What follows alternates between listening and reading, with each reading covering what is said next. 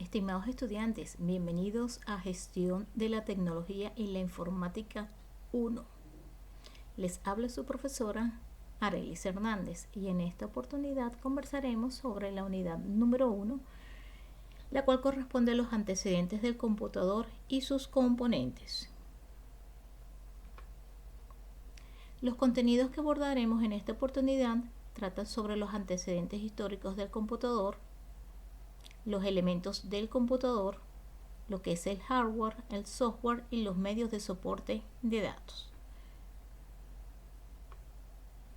Comenzaremos primero con algunos conceptos claves que abordaremos no solamente en esta unidad, sino en las unidades siguientes. Y es conveniente que tengamos claro en qué consisten cada uno de estos términos.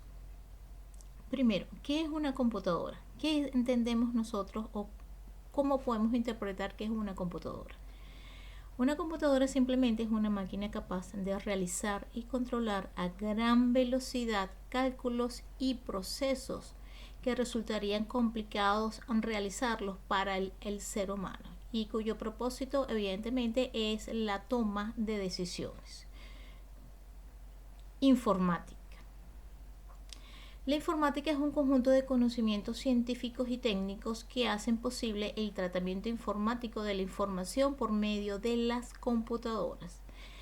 Es importante destacar que en otros sitios, en otros países, también se les conoce a las computadoras como ordenadores. También se le dice computadores. Telemática.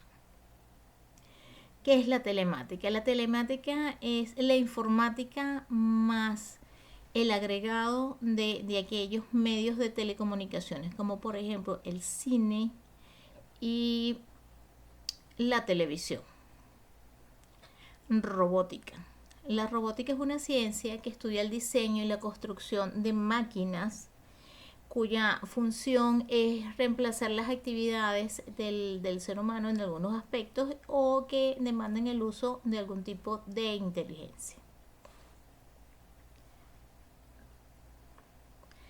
Veamos brevemente este recorrido del computador. Evidentemente las computadoras no siempre tuvieron esta estructura con la cual nosotros conocemos o la cual nosotros trabajamos. Nosotros usualmente utilizamos teléfonos celulares. Esos teléfonos celulares son pequeñas computadoras, la podemos entender como unas pequeñas computadoras.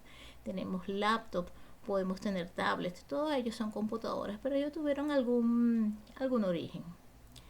El más remoto es el abaco. El abaco sencillamente era una herramienta muy sencilla que se utilizaba para sumar y restar.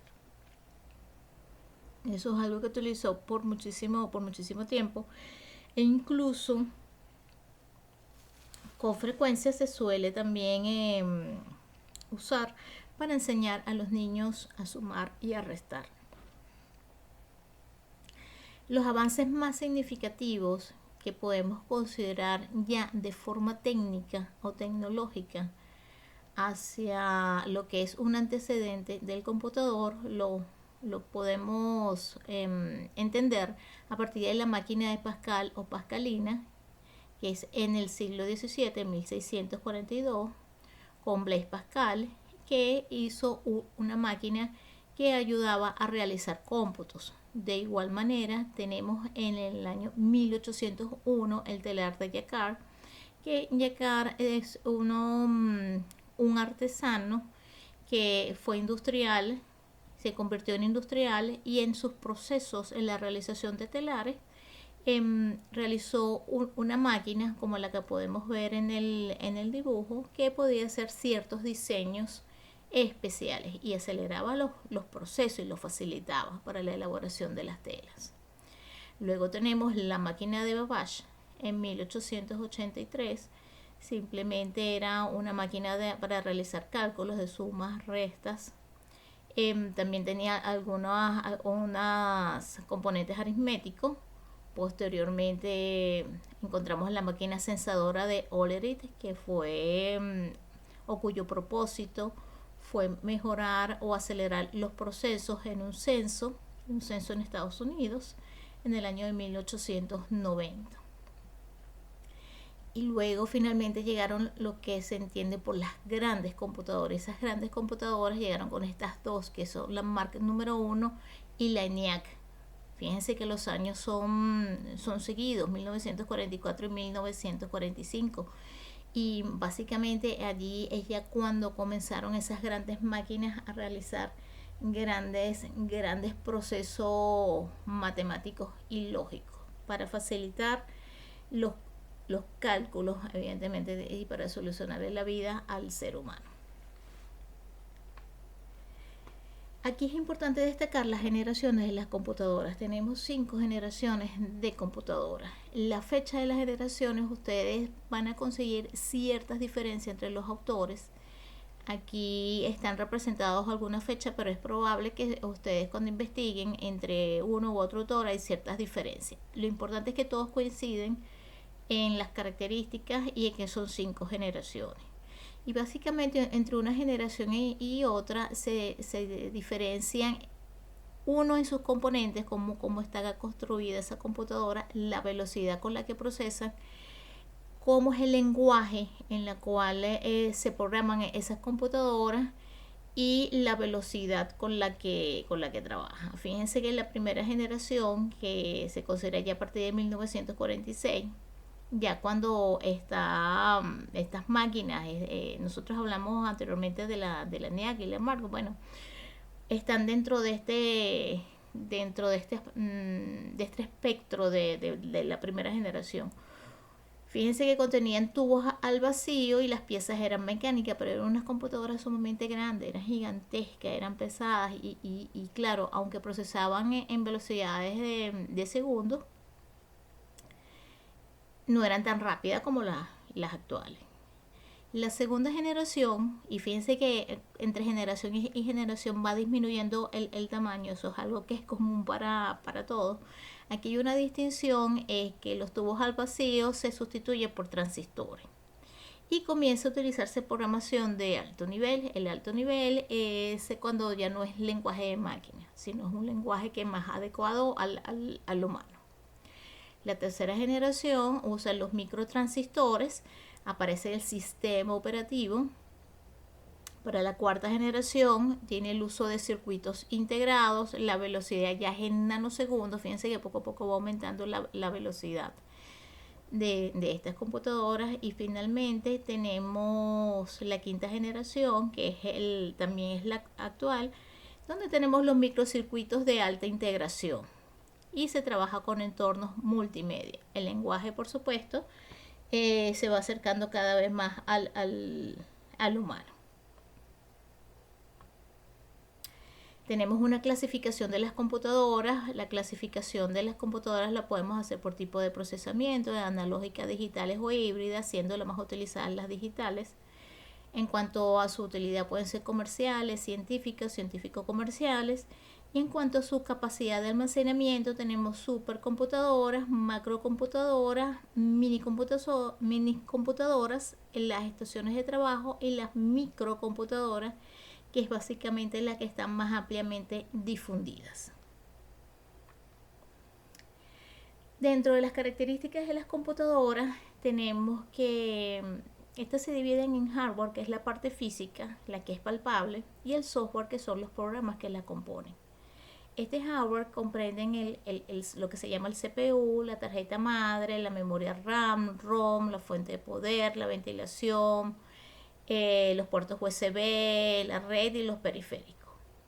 En cuanto al software, por supuesto, son los programas, y dentro de ellos se encuentran el sistema operativo, los drivers y otros programas. Estas computadoras trabajan con dígitos binarios, ese es el famoso lenguaje de las computadoras, que trabajan con 0 y 1, y el almacenamiento se hace en bytes. Por eso es común que nosotros hablemos de megabyte, de gigabyte y de terabyte. Y bueno, también ya habíamos conversado sobre las supercomputadoras mainframe y las microcomputadoras. Claro, las microcomputadoras que utilizan los microprocesadores son las que, como les comenté anteriormente, son las más ampliamente utilizadas. ¿Cómo podemos entender el hardware de las computadoras? Eso lo podemos ver de manera muy sencilla, muy simple, a partir del esquema básico de la computadora de von Neumann, que nos dice que tenemos unas unidades de entrada y salida en cada computadora, y ella tiene dentro de su CPU, tiene una unidad de control que vamos a decir que controla los otros elementos, una unidad de memoria, y tenemos una unidad aritmético-lógica, que es la que se encarga de hacer todas las operaciones, tanto aritméticas, suma, resta, multiplicación, división, y lo que es de lógica. Esto es un esquema bastante simple. Esto es una forma de entenderla, muy sencilla. De los periféricos sencillamente son aquellos elementos externos que nos ayudan a tener entradas o salidas hacia la computadora. Dentro de los periféricos de entrada, como ustedes pueden observar, tenemos el teclado, el mouse, el escáner, el micrófono, el joystick, pantalla, entre otros. ¿Por qué pantalla? Porque las pantallas las podemos introducir datos, así hacemos con nuestros teléfonos, por ejemplo. De salida tenemos el monitor, las cornetas, las impresoras, y también tenemos algunos que son de entrada y salida, como son los modems. Dentro del software, lo más destacado son los sistemas operativos, porque los sistemas operativos son los programas que administran la operación de la computadora, a fin de que éstas tengan un comportamiento realmente eficiente.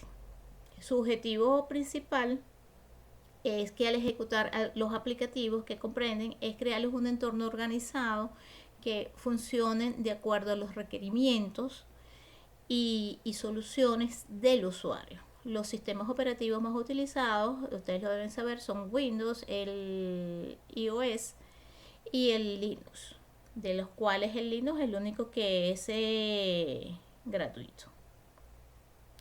Los otros dos son de lo que se llama de propietario.